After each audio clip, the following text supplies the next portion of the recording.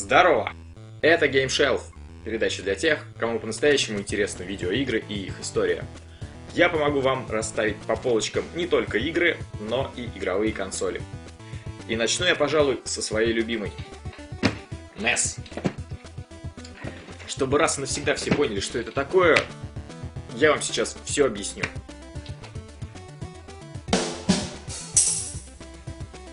Это Famicom. Famicom — это 8-битная игровая приставка, которая была создана в Японии в 1983 году. А создателем ее была компания Nintendo. Вот так выглядят картриджи для этой японской консоли. В США эта платформа появилась в 1985 году, а в Европе в 1986. И там она выглядела вот так. Это и есть NES – Nintendo Entertainment System. А картриджи для нее стали гораздо внушительнее. Да, и последнее. Вот это вот Dendy. Не что иное, как нелегальный клон японского Famicom. А это картриджи, которые были преимущественно выполнены в желто-оранжевой палитре. Хотя были и зеленые, и вот черные, и... Ну, вы помните, как это было. И были эти игры, как правило, на английском языке. То есть мы играли на нелегальной копии японской консоли, нелегальные копии американских и европейских картриджей. Да еще и с запозданием в 5-10 лет, в отличие от наших зарубежных сверстников. What's it like to play the Nintendo Entertainment System?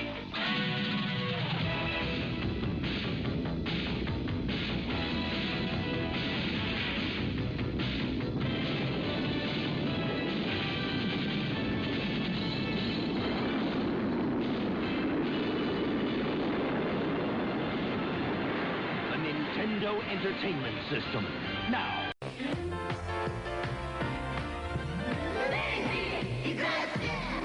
Сейчас же на рынке Dendy очень тяжело найти те самые Dendy Junior и Dendy Classic, которые как раз распространялись компанией Stippler во времена нашего с вами детства. Зато всякого жуткого наводила там полным-полно.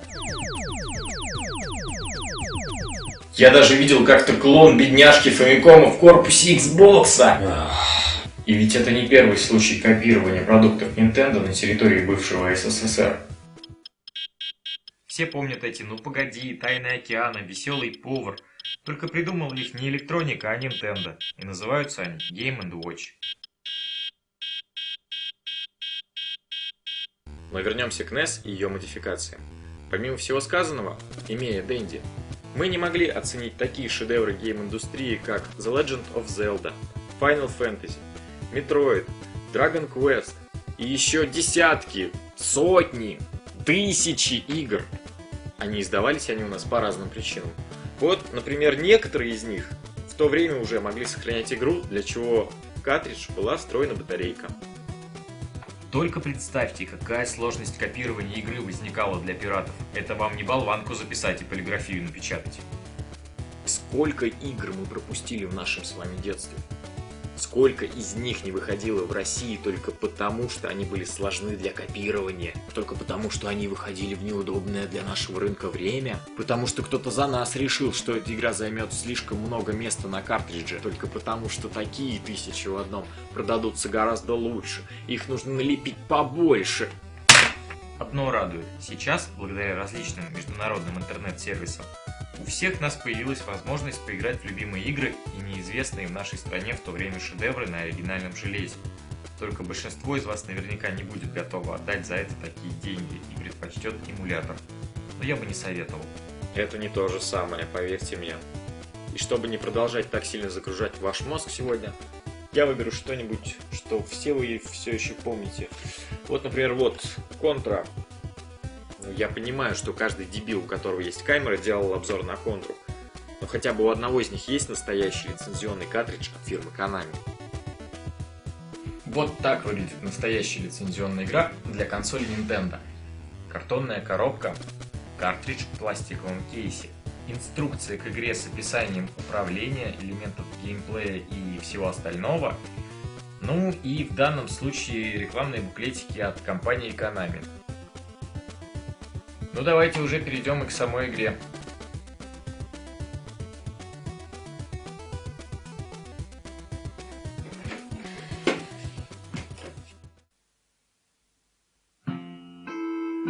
Помните эту музыку?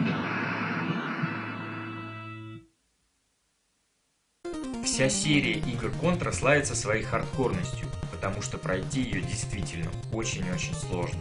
Для этого понадобится потратить немало времени. Придется выучить буквально каждый сантиметр каждого этапа, ведь у персонажа всего 3 жизни. А когда они кончатся, начать игру с последнего достигнутого уровня можно всего 3 раза.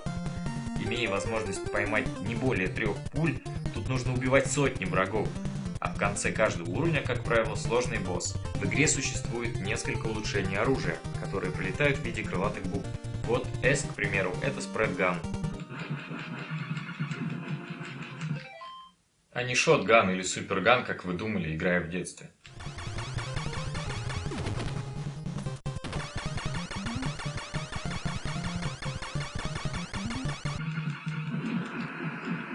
Второй и 4 уровень выполнены в 3D. Ну чё как на дебила уставились?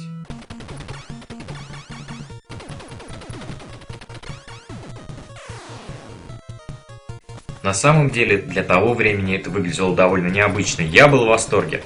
3 уровень вертикальный, и вместо привычного бега слева направо здесь нужно взбираться вверх по водопаду. Но при должной тренировке его прохождения не доставит большого труда.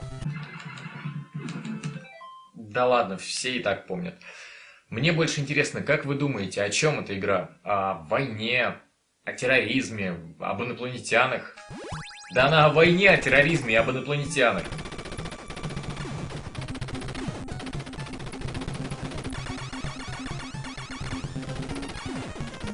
Согласно инструкции, в 2633 году двое вояк Билл и Ланс были направлены на нейтрализацию террористической организации Red Falcon, за которой и скрываются инопланетяне, запланировавшие захват Земли. Забавно, но Билл и Ланс, вот эти вот дядьки на коробке, очень сильно напоминают Сильвестра Сталлоне и Арнольда Шварценеггера, очень известных на тот момент. Я думаю, Konami знала, каких героев нужно заимствовать для получения успеха.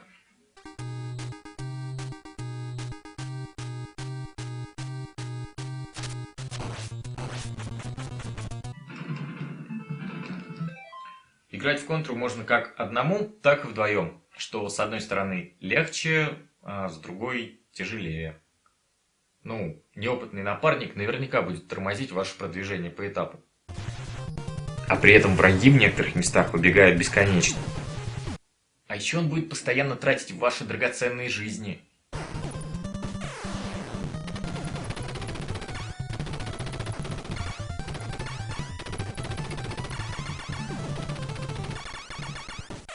Некоторые боссы действительно очень сложные, а вот некоторые нехитро убиваются за несколько секунд.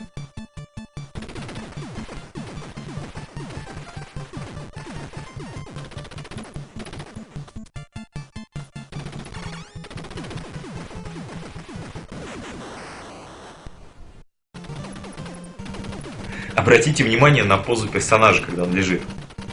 Похоже на... Еще довольно комично смотрятся пули размером, превышающим диаметр ствола, или вот поведение лазера. Но тем не менее, Contra — это классика жанра. С огромным реплеябилити, это пример для подражания. Когда друзья попадают ко мне в гости, они хотят поиграть часто именно вот в эту игру.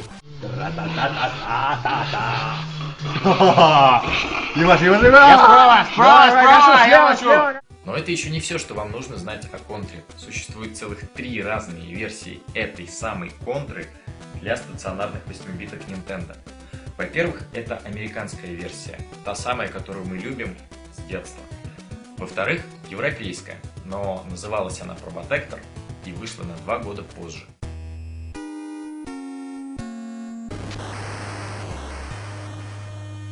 Главные герои и некоторые враги в ней были заменены на роботов, согласно законодательству Германии, которое запретило наличие такого количества человеческого насилия в видеоигре. Впоследствии от этого пострадали и следующие части серии. Ну и наконец, японская версия, она тоже имела свои особенности.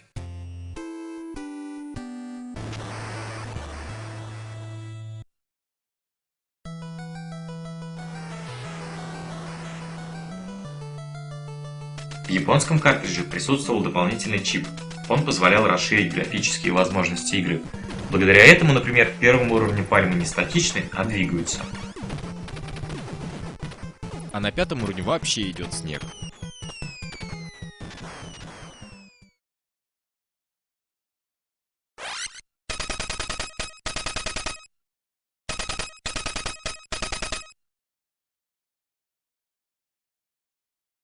Вдобавок, между этапами присутствуют графические вставки в виде карты уровней. Эта игра появилась на прилавках в 1988 году. В то время в нашей стране из лучших развлечений были разве что «За рулем»,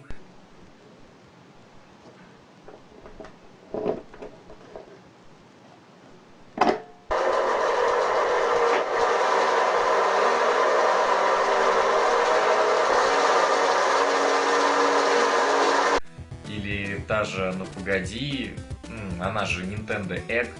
С тех пор вышло более десятка игр серии Contra, и большинство из них не потеряли своей интересности и хардкорности геймплея.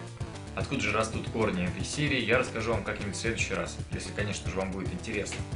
А сейчас пока, мне тут еще лазерный уровень проходить и гнездо пришельцев разорять.